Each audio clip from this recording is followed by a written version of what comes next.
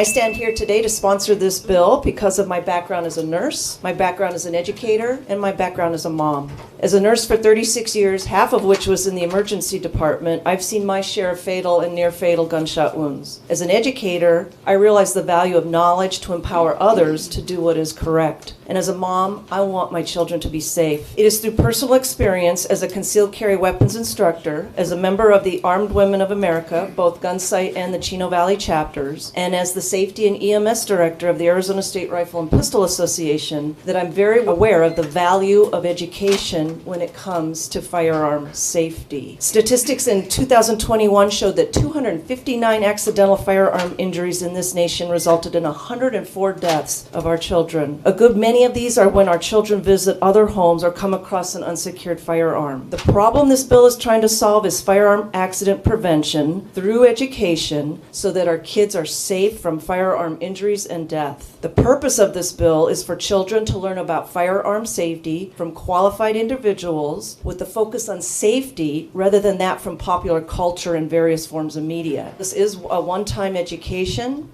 and this bill takes into consideration the academic freedom in that it allows a variety of firearms accident prevention programs and curriculum that may be used. And this bill also allows a variety of teachers qualified to teach the content. So let's work together today to keep our children safe. I'm the president of Arizonans for Gun Safety.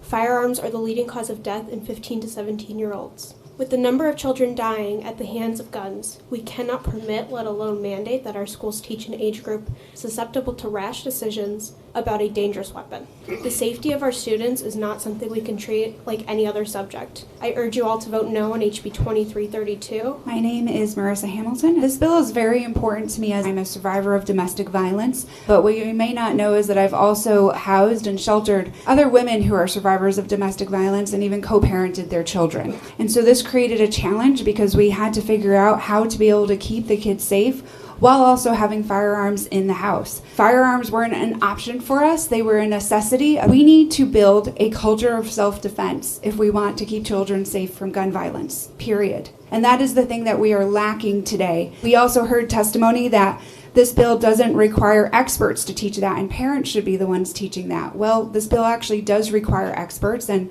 in our situation, I was the one that had to do the training on gun safety. We need to eliminate the stigma of gun safety. Children, school children, need to learn that guns are not toys, guns are not to be played with, and that there is real safety aspects that can be learned. They are dangerous, they destroy whatever they're pointed at. These are aspects that children should learn because what do we want to do at the end of the day? We want to save some lives. And this would be a good bill, and it will accomplish that fact. It will save lives. In this day and age where we have all these pressures on children, and we know that gun violence is very prevalent in this age range that we're looking at from 6th to 12th grade and beyond.